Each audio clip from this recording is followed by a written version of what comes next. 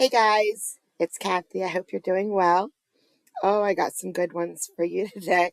Actually, I have so much to show you that I'm good for a while now. But we're just gonna do a couple today. Uh, we're gonna go to Nevada. Um, we're gonna go to Albany, Louisiana. Louisiana. I don't know. But that's at the very end because some people are going to get real annoyed when I play that clip. But that's fine. We're going to go to people who are just annoying the heck out of judges. And I don't know if any of y'all saw the Trailer Park Boys, which is high quality, high quality. Go watch the Trailer Park Boys if you haven't. We got a real one, a real live Trailer Park Boy in court. That's pretty funny. But let's start. Oh gosh, I have so much to choose from. Let's start with something quick and easy.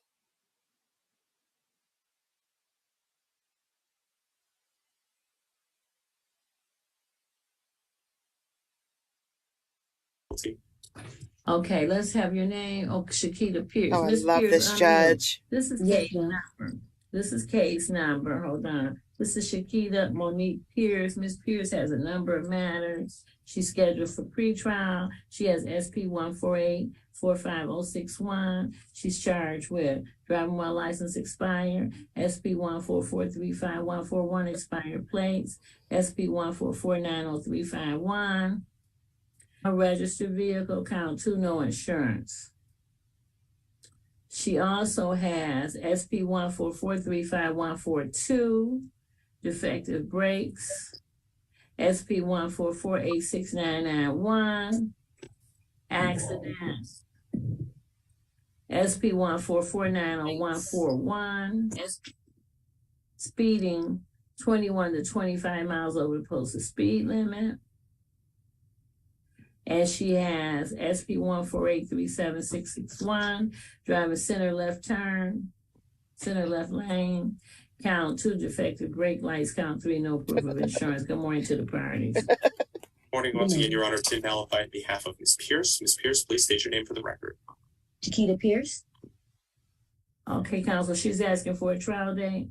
Yes, Your Honor. I believe that there might have been a misunderstanding previously because apparently she said that she had asked for a bench trial before. I think perhaps what happened was that there was some consolidation that needed to occur, and then that's maybe where the mismatch happened. But in any case, Judge, she wants to make sure all of these are set for formal hearing and bench trial for the next date. Okay, so initially I was a little reluctant to set all these for a trial, but I see we got about 4 officers or 3 to 4 officers on all these matters. I'll go ahead and set them for trial, ma'am, but you got to appear. Your next court date is going to be December the 14th. That's December the 14th at 9 o'clock. Your not guilty plea is continued as well as your bond. Any questions? Yes, Your Honor. I basically was supposed to have a court date, but this been going on since April of this year. So December the 14th at 9 o'clock is your trial date. So be present. And this should come to a conclusion, okay?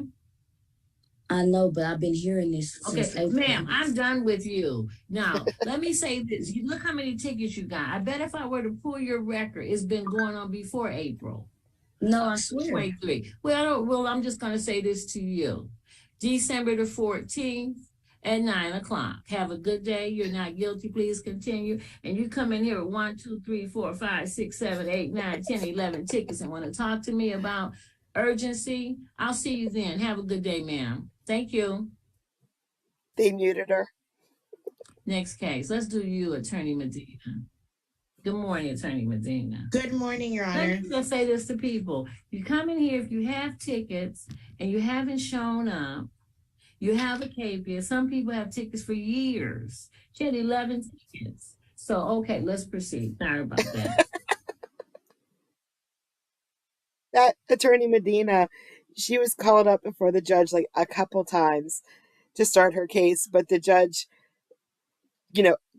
always stopped it. Like, okay, Attorney Medina, let's go. And by the way, blah, blah, blah, blah, blah. It was hilarious. And then she just wasn't done with that lady. That lady was still talking, but they muted her. Thank goodness. or she probably would have gotten contempt of court. I love that judge. Love him. She's in 36th district, so up in Michigan.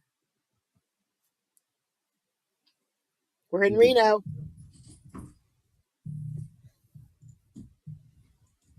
Your Honor, Mr. Farmer and I talked a couple times this morning, and he expressed some confusion as to what we're here doing, a lack of familiarity with the underlying case. This is a bit old. This stems from a December 2021 allegation. So we've been at this a while, but he seems to be not especially oriented to what we were doing. He said that he was having trouble, quote, understanding reality. And so I wanted to propose that we get him a competency evaluation before we decide how to proceed. All right, let's go ahead. I'll order a competency evaluation in custody. No bail pending the evaluation. Excuse me, Your Honor. What is this case? We're going to get you evaluated, sir. Well, I don't understand. What's the case about? Sir, that's why we're getting you evaluated. We're going to have someone come and talk to you. I'm in custody, and I understand why. Your Honor, I'll briefly, if the court will indulge it, I'll just try to set Mr. Farmer at ease. Mr. Farmer, we talked a couple times this morning about an old incident from December of 2021, where it sounds like there was some kind of an argument at the place where you were living then. You showed up for court in January of 22. Your case was set for a trial in March. At some point, there was a change of attorneys. The case was canceled. You failed to appear, and the court issued a warrant for your arrest back in April of 2022 for you to appear to resolve that case. This morning, it seemed like a lot of that was hard for you to remember or recall, and so we want to make sure that you understand what we're doing before we have you go forward in a process that could potentially affect your liberty and your life. So we're going to have you evaluated, okay, sir? We'll get things going again as soon as we can. Suppose. All right, thank you, Mr. Edgerton. My pleasure, Your Honor. Elite lawyer. So Mr. Corrales, and then I believe, we've already wrapped Mr. Ayers, so Mr. Corrales should be the last one for today. Okay.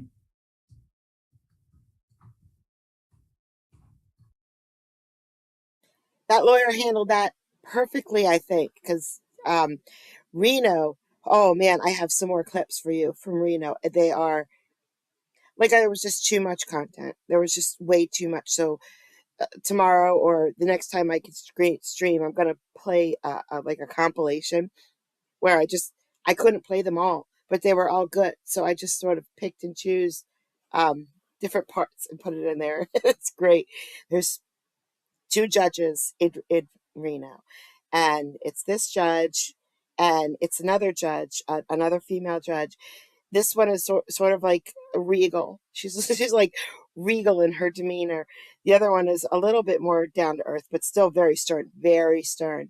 And they do great. And the people that they get in front of them are, I just love that court. It's great. I'm going to get more and more clips from them because they're one of my favorite courts to watch. It's like, I don't know, a soap opera. Well, let's go to Washington. Let's hop over to Washington, the state of.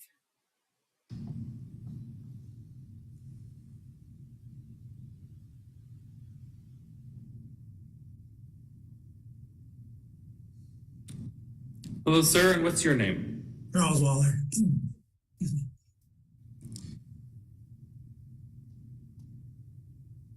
I'm sorry, I didn't catch that. Charles Waller. Waller, thank you so much. Go ahead, counsel. Yes, Your Honor. I have spoken with Mr. Waller about his rights at arraignment, and he has no questions. We stipulate to probable cause for purposes of today's hearing only, waive formal reading of the complaint, and ask the court to enter a plea of not guilty.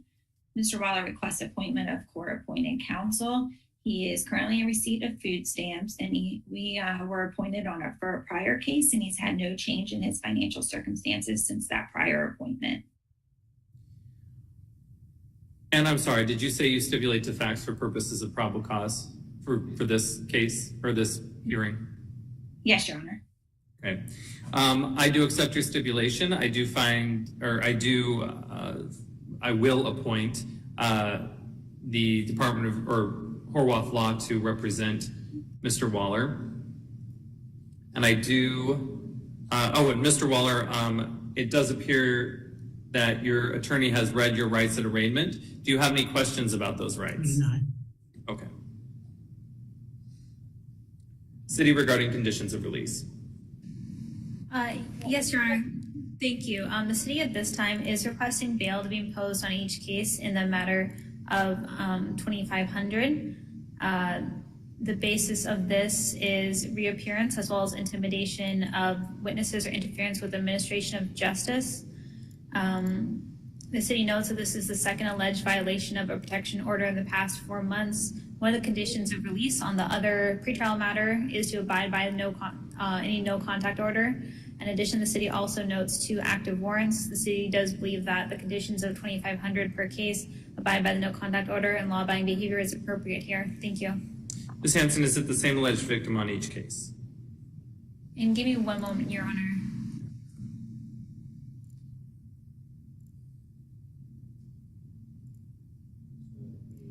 It's not the same victim, but I know. Okay, so here's the issue. There's actually a third case that wasn't calendared, which precedes the other 2, and that would be case number 23L0629. That is the same victim as the new arraignment matter for today. We have not been in contact with that victim today. However, we have had previous good contact with that victim. That matter you just referenced, ending in 629, has probable cause been found for that matter? Yes, Your Honor. That happened back in May 10th, 2023. All right, and defense counsel, just hold on real quick. I just wanted to look at something.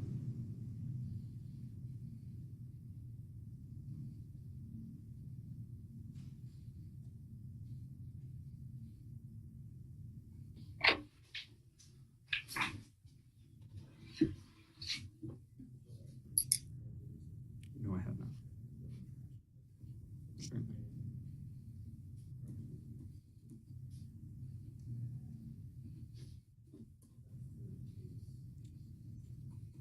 Defense counsel, any objection to us bringing the third case into this hearing? No, Your Honor, so that all the matters track together. Yes. Let me just check one thing, Your Honor.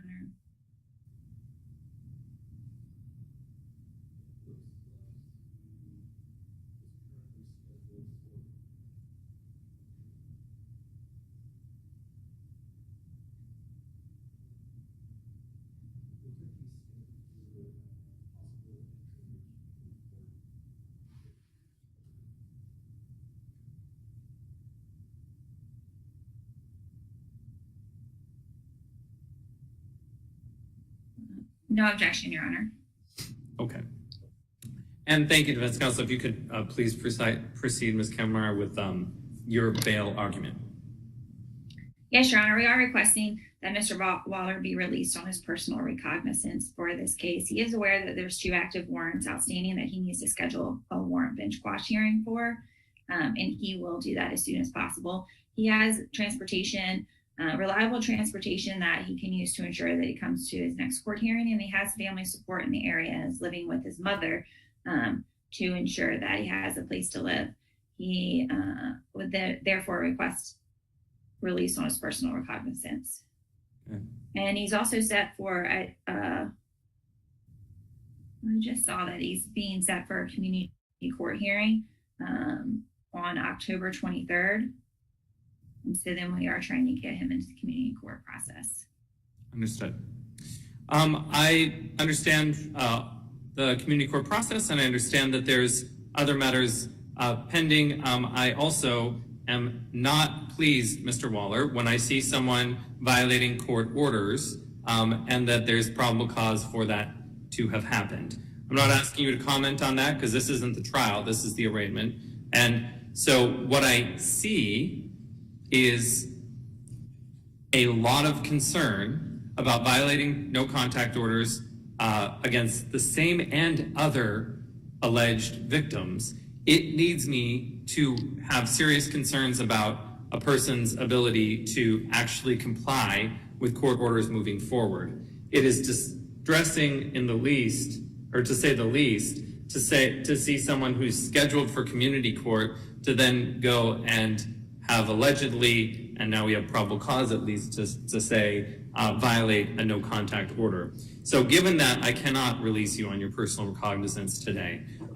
It's interesting that at the underlying matter that's tracking today's, the pretrial matter ending in 991, the request from the city was $5,000 bail, and today they're only asking for $5,000 bail total. And so that seems very, frankly, a little less than what I think we should be doing here today.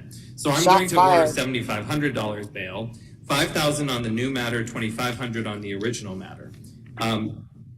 If there was ever any question, sir, about whether or not you are to comply with court orders, let that question go away. You are to comply with court orders. I don't care one way or the other whether you like the court order or think someone is going to invite you to violate the court order. You are to comply with court orders. Counsel, it may be that you need to, I'm not striking any hearings at this time. It may be you might want to bring a motion to modify my ruling if you think that that the community, it's necessary in order for community court to move forward, and if you think it makes sense. But at this time, I don't see how someone who continues to violate court orders, which are designed to protect individuals, doesn't pose a threat to the safety of those witnesses, integrity of the court system. What is an in-custody date?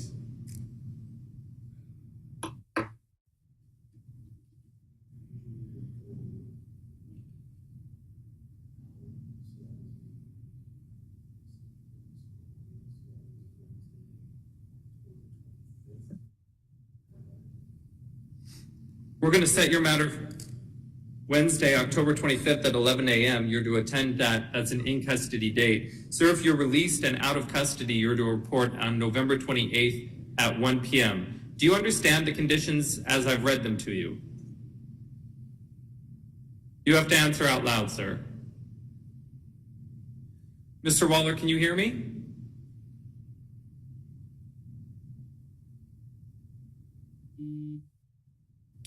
Mr. Waller, can you hear me? Mr. Waller, George is asking if you can hear him.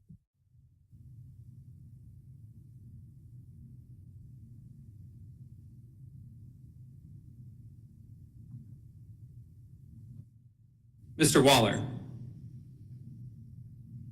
Is he okay, officer? Mr. Waller. Mr. Waller, can you hear the judge? Are you going to speak to the judge, sir?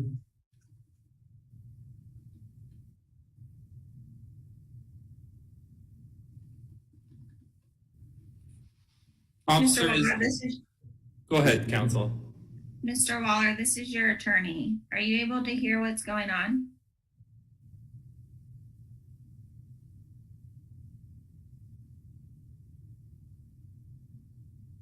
Do you need additional time for us to discuss this matter? Okay, here's what we're going to do real quick. We're going to do a breakout room, counsel, so you can chat with your client. I want you to be able to check in. I also want you to tell us if there's any medical issues that you perceive, because that's important to me at this time. So we're going to give you a breakout room, okay? Thank you, Your Honor. Thank you.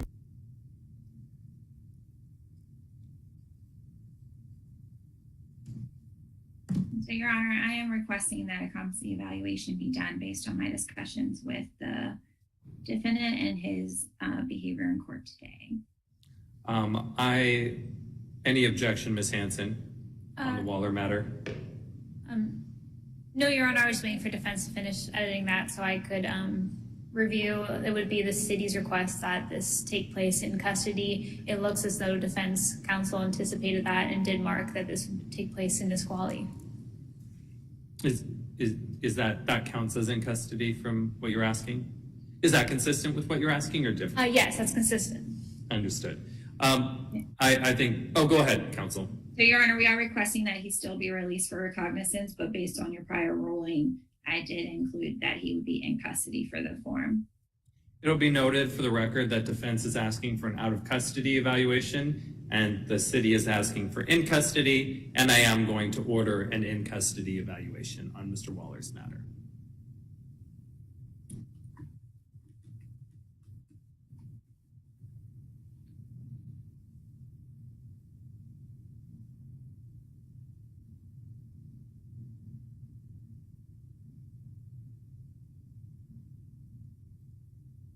I'll review that in just a moment. I'm just reviewing a different 1077.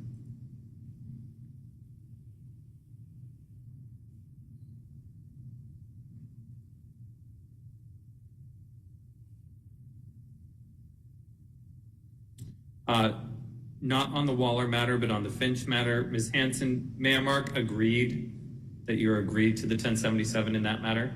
Oh, yes, Your Honor. I actually believe that that does fit. Okay. Thank you.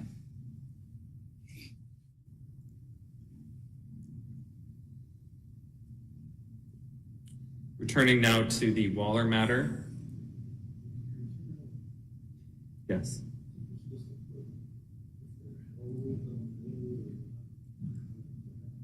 It should be held without. What's the...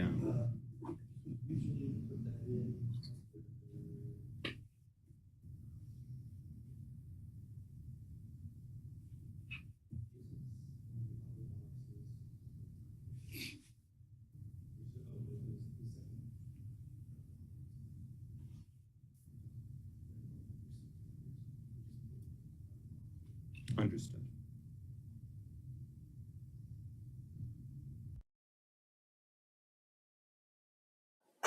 So, first off, I love Emily Hansen. She's one of my favorites. And when he said, well, she should have asked for 7,500 instead of 5,000. Now I don't like that judge because I feel very protected of her, and he said something, and now he's on my list. But anyway, he's a very strict judge. Normally in Washington, they're not very strict at all. And this guy's in there until November 11th now. And we don't even know if that's going to happen because in-person evaluations, competency evals take forever in Washington. I don't think they have enough staff to do them.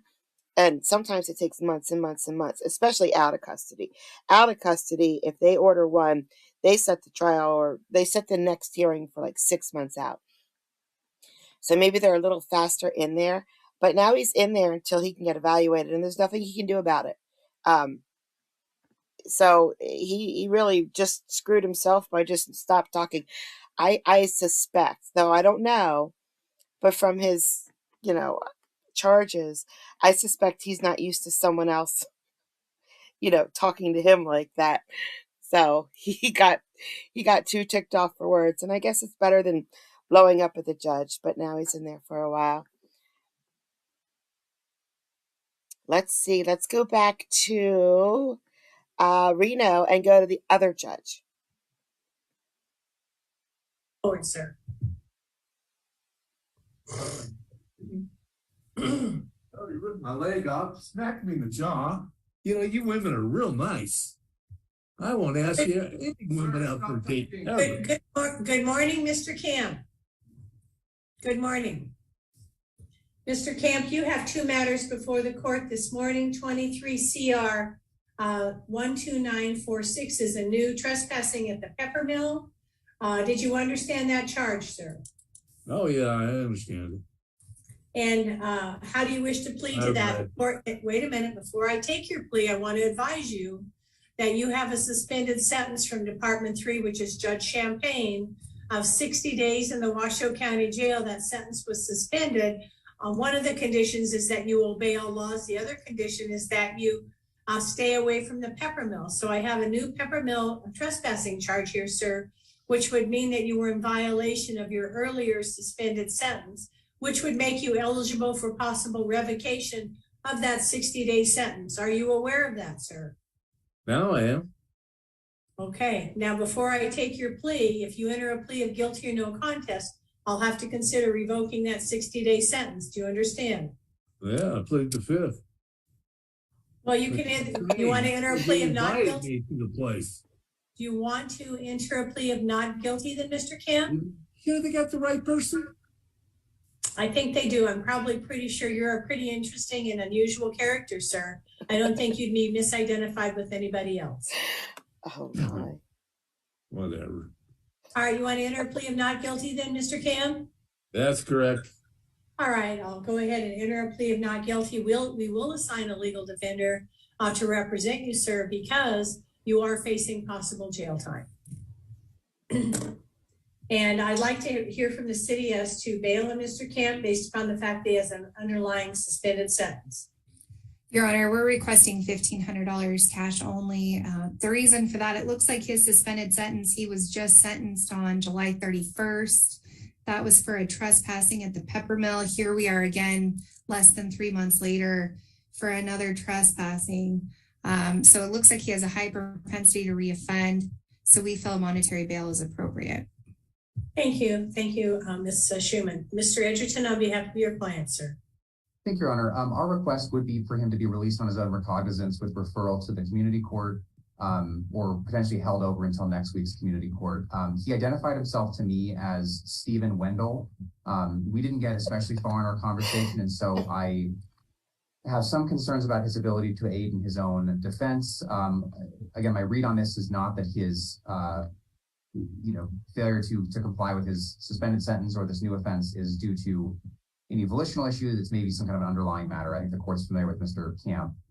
So in opposition to the city's position, we would ask that he be held for an additional week and released to community court to receive some services there.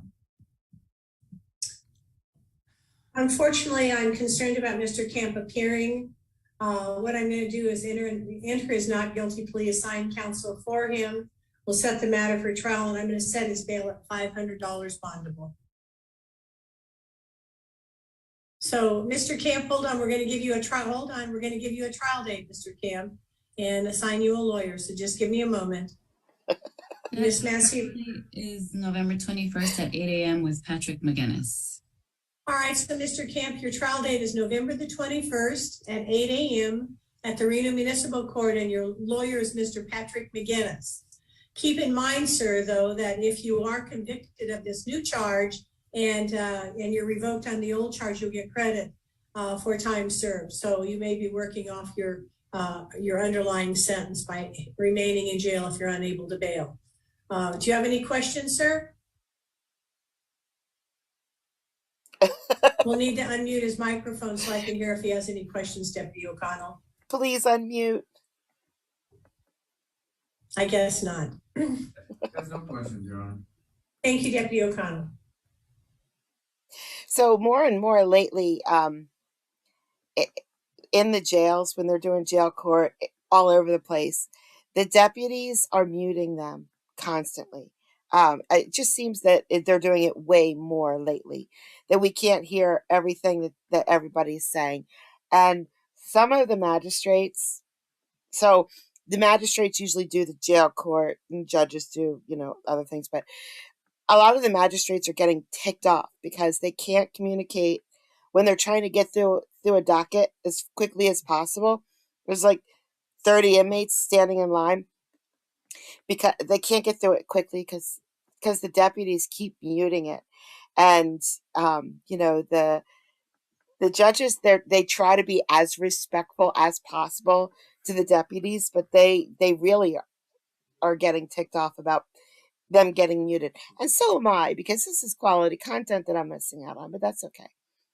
So now he's in there. He's in there for a while. They have a different court for mental illnesses. And he's going to be referred to that. What was it called? Community court, I think. It's not easy to get into, except for the fact that in Reno, they have some. I just don't know how to describe all the cases that I've seen from them lately. It's really bad. They have some very special characters in Reno. So their community court is big. It's not easy to get into, but if you're in there, you deserve it. You need help, and they're getting them the help. So, oh yes, let's go to the Trailer Park Boys. This is great. I can't remember where this is, but I'm sure maybe one of you will tell me because you'll know this courtroom.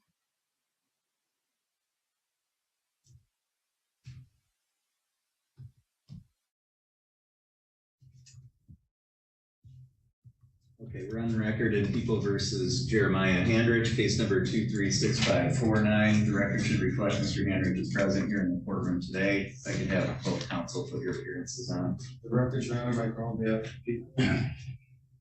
Thank you, Your Honor. Richard Church appearing on behalf of Mr. Handrich.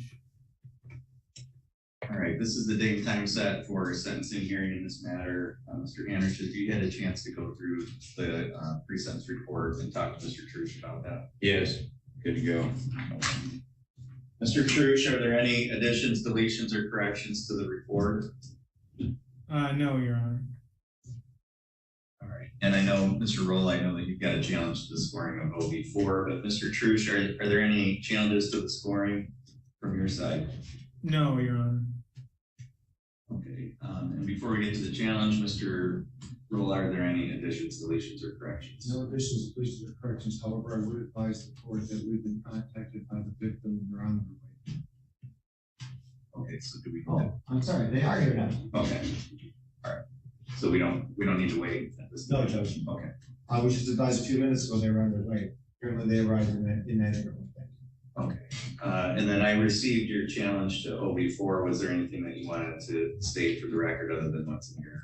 Judge, the case law that I believe is very, very clear, specifically looking at the case of People versus Earl, where we had the same scenario where the victim's impact statement indicates that they had sleepless and nightmares. In this case, the victim's impact statement is indicating he's still having nightmares.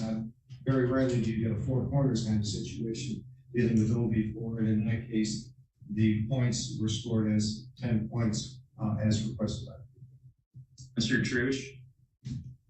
So, Your Honor, I guess I would indicate I never received a written victim's impact statement. The only thing that I have is what's contained here in the PSI. And it sounds like the victim may be present in the courtroom.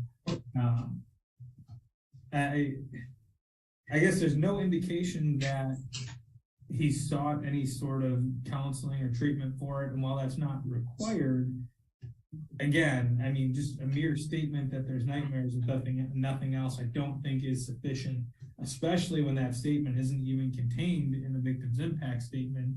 It's just part of the PSIR. Mr. Rowland, does the victim wish to address the court prior to sentencing? I believe he does, and Judge, I would indicate the victim's impact statement was put in the PSIR, just like with the case that I cited, People versus Earl. Yeah, and I think, Mr. Trush, you're just referring to the fact that there isn't a separate attached statement as part of the PSI, correct? That is correct. And I mean, I suspect that he's going to make a statement right now, and I would ask the court to take that as his statement, not the impact statement that's purported to be from him in the PSIR. All right, so I think before ruling on the challenge, Mr. Roll, it makes sense to hear from the victim. And I have no problem with that, Judge, but again, with all due respect, I disagree with defense counsel's assessment that it has to be taken in separate from that or in place of. I think the court is required to take both into consideration for sentencing, whether it's a written impact statement, verbal impact statement, both are being read by somebody else. Yeah, I agree. Rights Act. I agree. Yeah. Very good. Okay, Mr. Handrich, if you could have a seat just at that table over there, and then Mr. Roll, whoever it is that would like to come up and make a statement here. I'm doing that now, Judge. Thank you. Right up to the podium here, sir. Yes, sir. Can you tell me your name, please? William Loftus. Can you just state your last name again so it's clear for the record? Loftus, Loftis. So, and Mr. Loftus, you were the one that was the victim of this case. Yes. What is it that you would like to state to the court prior to sentencing? Well, I'd like to let the court know that he was a coward, that he attacked me from behind while I was sitting down in a chair at a bonfire after I'd already been drinking all day. I've had nightmares from it. I have trouble sleeping. I developed a bad drinking habit, but now I kind of fixed that out. Now I'm back to work. I was off work 2.5 months after the incident happened. I just want him to get every minute in jail he can get.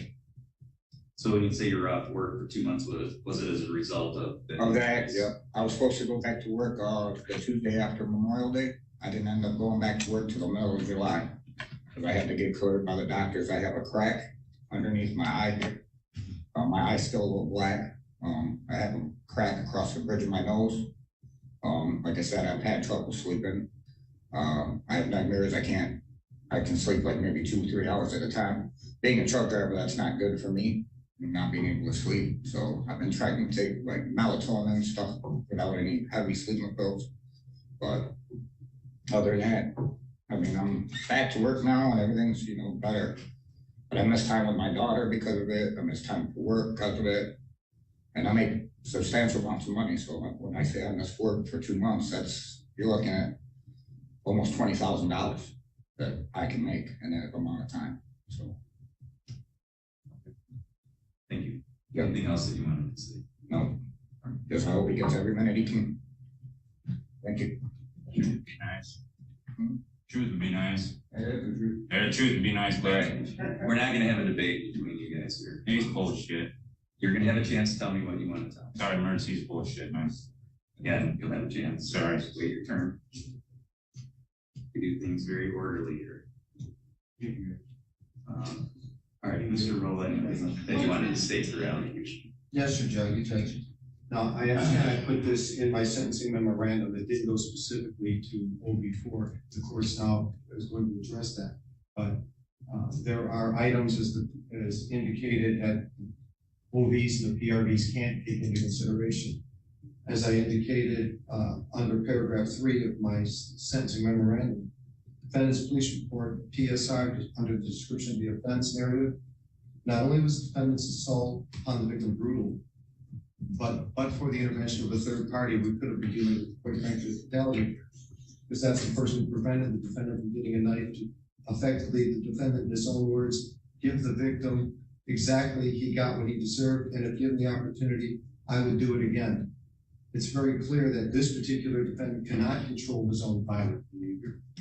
He is a predator, and if not incarcerated for an extended period of time, he will continue to present a danger to this community, this society, which is why we asked for the increase in scoring on OB4, which of course then, if granted by the court, as the people believe it should be, is going to change his level. OB score would then be 50 points, not 40 points, raising the defendant's level to a level 5 from a level 4. They changed the scoring range from a minimum of 34 to 134 months up to 38 to 152 months. And we'd ask that the court take that into consideration and sentence the defendant accordingly. Thank you, Your Honor. All right, so I did have a chance to review the case law cited by the prosecutor as to the scoring issue, as well as OB4 and the statute that governs the scoring of that variable. It does allow for the scoring of 10 points where there's sufficient psychological injury that may require treatment, that required that the person seek treatment, looking particularly at People versus Earl, which I did read, and it is, I agree with the prosecutor, it is on point with the case here. Mr. Loftus provided a victim impact statement prior to the hearing, which indicated that he suffered some psychological injury as a result of this in terms of being able to sleep at night. And under People versus Earl, I think it's pretty squarely on that is scoreable as 10 points under OB4, even if he hasn't sought any actual psychological treatment. So the court finds that under a preponderance standard, there is sufficient evidence to support a scoring of OB4 at 10. And so then that does adjust the guidelines as indicated by the prosecutor, and the court will order that the SIR be amended to reflect that scoring. In terms of variables or any other statements from your side, Mr. Rolla, is there anything further? No, Judge. All right, thank you. Mr. Hendrich, if you want to come back up to the podium. Mr. Trush, is there anything that you wanted to say on behalf of Mr. Hendrich? I do just want to speak very briefly. You know, Mr. Hendrich has not made any excuses for what happened. He's come forward. He was honest about the assault and what occurred there. he makes no bones about that it was a serious. I mean, there's no excuses there. He recognizes that he's looking at a long term of incarceration, and frankly, going into the plea agreement, knew that. Our position all along has been that there was not any intent here to commit a murder. That's not what occurred. Yes, there are some statements by Mr. Handrich in the heat of the moment that are hyperbole, but the fact of the matter is the plea agreement that we entered here, we entered into an agreement with a sentencing agreement to the top end of the guidelines. In exchange for that, there was the reduction that was made. Again, Mr. Handrich accepts what he did, and we would just ask the court to follow that agreement. Thank you, Mr. Handrich. What is it that you would like to say to that? All right, there we go. Let me tell you the truth, okay? We were at a bonfire. We weren't very intoxicated, okay? Bill gets pretty cocky when he's drunk, all right? Went in the house, grabbed some weed to smoke with him. He had a pocket knife on him, a little box cutter. And about a week before this incident happened, I had some weed come up missing, and I blamed him for it. Well, I found it later on in a sweatshirt pocket that I drooped over the chair in the living room, well, in the kitchen, dining room, whatever you call it. And I went out at that night and apologized to him for it. I said, listen, man, I'm really sorry. You deserve my apology. I'll give you the weed that I thought was stolen out of respect, so whatever. No big deal. So we get drinking and whatever, and I was like, well, you know, what would you really do if I would attack you for stealing from me? You know what I'm saying? He's saying, well, I'll pull my knife on you. I'm like, oh, how's that? How you can do that? And I was like, show me how fast you can draw it. We were drunk. I was being cocky to him. I was being a jerk. Pulls it up and he hits me. He gets me right here and cuts my lip right here with it. I'm like, hey, dude, I'm just playing around, man. You gotta take this serious. He's like, oh, go home, sorry. He starts rubbing my face all clear like. So I said, dude, get away from me. We don't do that where I'm from. That's disrespectful. Do it again, we're gonna have a problem. He's all drunk, comes up again, touches me all queer like again. This time I lay him on the ground, punch him right in the face, knock him out cold. A wave came over me in anger. He starts getting back up. So I just went over there and started beating on him. I kicked him in the face like 3 times and punched the hell out of him until I was done. Figured he got what he deserved. Went in the house, told his girlfriend Ellis. I said, listen, man, I think I killed your boyfriend outside. You might want to go check on him. Yes, I was looking for a knife after it happened, but I didn't go outside with it. And I didn't even go on through with what I planned on doing. I was just going to leave. I was going to cut my tether off and leave. But instead, I sat in the house, went to bed, and said, I'll see what happens tomorrow. That's when the cops show up with the guns. I hear, Mr. Handrich, you're under arrest, da-da-da. Totally coherent about it. I was totally respectful about it. Was mad. Went to jail. Here I sit. Meantime, he wants to make a bunch of stories up because while I was in here, either him or his old lady stole all my stuff. I do appreciate giving my weights back to my father. But along with everything else, they kept. So, of course, they're going to make statements that are going to try to get me locked up as long as they can. Shoot, I wouldn't say I wouldn't, but sure don't approve of it. So, again, I'm going to say you're full of shit. That's all I got to say, sir. All right, well, I read through the report, so I take all of that information into consideration in sentencing.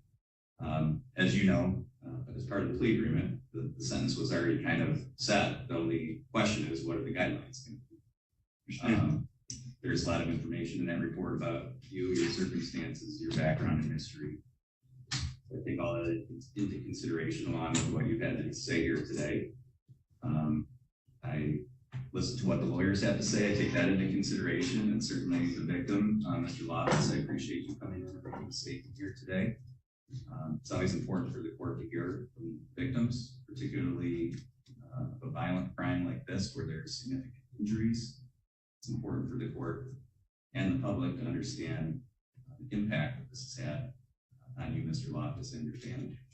So I certainly appreciate statements that were made. And I think in general, it's a good thing for victims to come forward and talk about what happened to them. It's not an easy thing to do. I think it's a good example for other people who are victims of crimes. You know, frankly, I don't think how this started or what brought it on really is that relevant here. I mean, you beat up somebody pretty seriously for something that really isn't that big of a deal. You didn't have to do that. You could have just been like, hey, don't touch me. You could have walked away. You could have just been like, yeah, I don't like this, but it's not worth almost killing somebody over. Understand that. I mean, understand I have anger issues. Yeah, that's why I seclude myself from the public. I don't hang out with nobody. I lift weights and work. That's all I do. That's all I do. That's all I've ever done. And that's, yeah, I agree. I think you have anger issues. Taking everything into consideration, I think the agreement is appropriate. I think a sentence at the height of the guidelines accounts for both your past history and tendency to commit these kind of crimes. I think it addresses the injuries that were inflicted on the victim in this case. And I think it's appropriate and reasonable. So the court is going to follow a recommendation that parties have made based on the guidelines. Then what we end up with is a sentence of 152 months. Because this is a life offense, the court is required to set an upward limit. So the court is going to set the sentence at 152 months to 40 years. Because of your status on parole, you're not entitled to any jail credit. And the sentence is to be served consecutive to any sentence that you receive for violating parole. Crime victim's assessment of $130, court costs of $325, attorney fees of $350, and state costs of $68. You have the ability to appeal this sentence, and we're going to provide. We'll do this down in the jail. If you want to take the papers down, yes, Mr. Hendrich. And Mr. Hendrich, once you're back down to jail, we have you just initial these to show that you received them, that they explain to you what your appellate rights are, as well as how to request support for your appellate. Thanks. Mr. Roll, anything further for the record here today? No, Your Honor, thank you. Mr. Trush? No, Your Honor, thank you. Mr. Hendrich, you are remanded to the custody of the state at this time. Yeah, you get yours, bud. Just believe it. It'll come. Mr. Rolla, to the extent that you want to take those last statements of Mr. Hendrich into consideration with regards to any future action, you're on the record in your office. Thank you, Judge.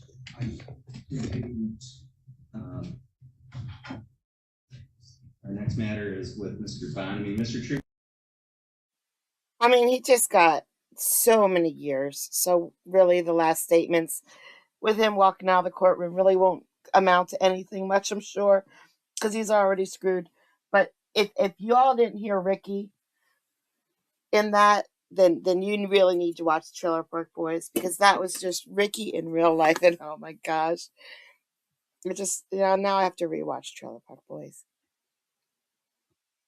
All right, so I think that most of you should go away now, because, oh man, I'm going to get a ton of dislikes from this last clip. But there's this court, Albany, and I watch it all the time, but I'm not allowed to play any of the clips here because, the audio is not great. That's one thing I'm not allowed to do here. And the judge is completely... you just can't understand him. So he has this, he mumbles. He only mumbles. That's all he does is mumble.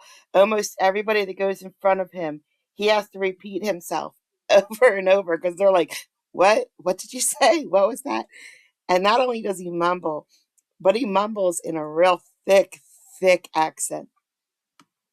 So the audio is not great. You can hear the defendant really well here. And what the defendant confesses to is very funny for me. So it was funny because what she confessed to, and it's funny because he's mumbling at her. He actually doesn't do that bad this time. He normally is really, really bad.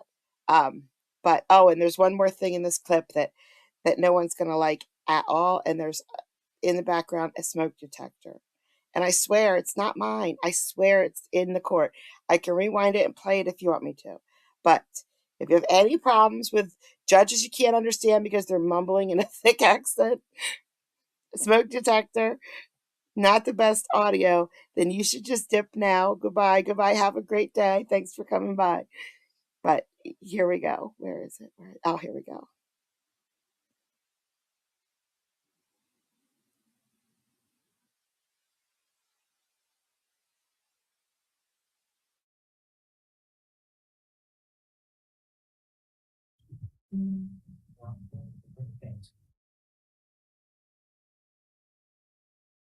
This master, you're 22 and you went to the 4th grade. College. I'm a How senior. many years of education do you have? High school, and I graduate in December, Albany State. And you graduated from Albany State? Yeah, I'm graduating in December. So you got 12 plus what, 3 or 12 plus 4? 12 plus 4 or 12 plus 3 years of education? 2 years. On the top line said I have 22 years, I'm 20 years, I have 4 years of education. How many years of education do you have?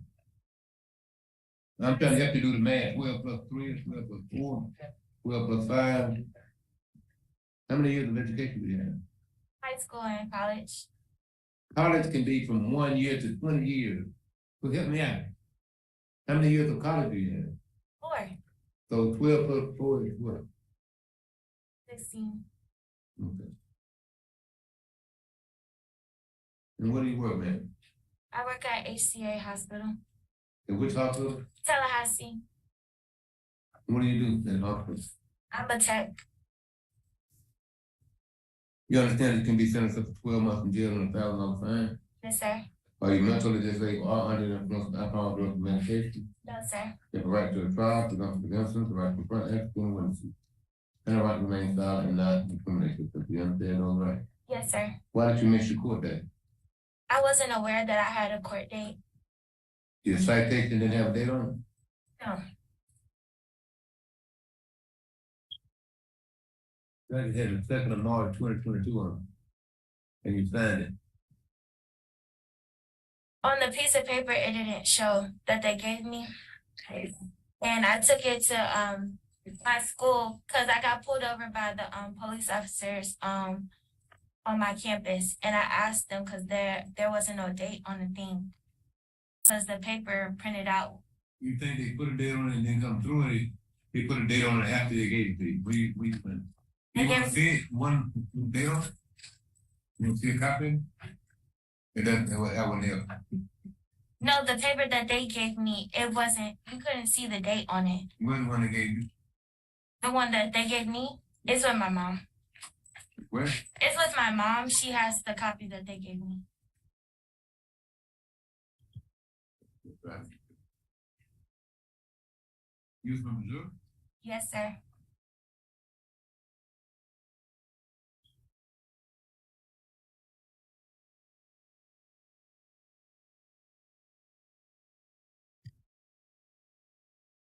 License suspended for failure to appear guilty.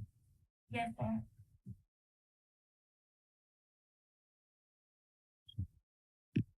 Do you know why you started with the driving there? We were doing donuts in the car, and I swapped seats with the driver. They?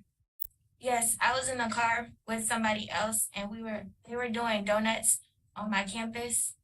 And when the police officers came and pulled us over, I switched seats with them because I go to school at Albany State and they didn't, and I didn't want them to get in trouble. Don't you know switching seats in line is much more terrible than drinking driving? So you want to come back and have a trial and then testify in front of me that I didn't commit reckless driving, a friend of mine would drive my car. When the police came, I switched seats. Oh no, that's not my car. I have a Jeep. The point is you said you were in the car and you switched seats, somebody was doing donuts.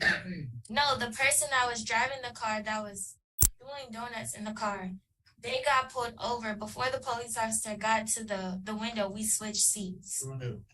Does she need to talk with Mr. Ledford? She's admitting to. She's already committed herself. You talking with that? She needs to pay $100 in a lifetime for that contempt. And she can talk to Mr. Ledford about the charge of reckless driving. She's at your alma mater. That's what you go to school. You go to school to your alma mater. You at Albany State? Yeah, I go to Albany State. Albany. Guys, you can coffee up in muddy water or something. Absolutely. Muddy water. The attorney is going to talk to you about the charge, man. Step outside, Your Honor. Yes, sir. I'm back in office. Let's get back here. Thomas Top Miller. So I don't know what her sentence is because he said it there. I have no idea what he said. I heard reckless driving. I heard $100. So even though he knows she wasn't driving, I think that she is getting a ticket for reckless driving, and that she has to pay for that. But that is how every case goes down there. And the defendants are so funny. Oh my gosh. But I don't record much from there because you just don't understand what he's saying. Nothing that he says. And the defense attorney right there, I don't know how old he is, but I, he's pretty funny too. Like he knows a lot of slang that he says sometimes, and he understands the judge, and I don't know how because nobody understands the judge. Nobody does. But no, Albany is a great court. If you want to check it out, not very many people look at it. There's only like 10 viewers for any one of their cases because nobody watches it. But now, I got to get ready for work, and then I'm going to watch the Trailer Park Boys tonight. But I have so much more to show you. I might stream again later. I might. We'll see what happens when I get off work. But thank you so much for coming out today, guys. I hope you guys have a great day.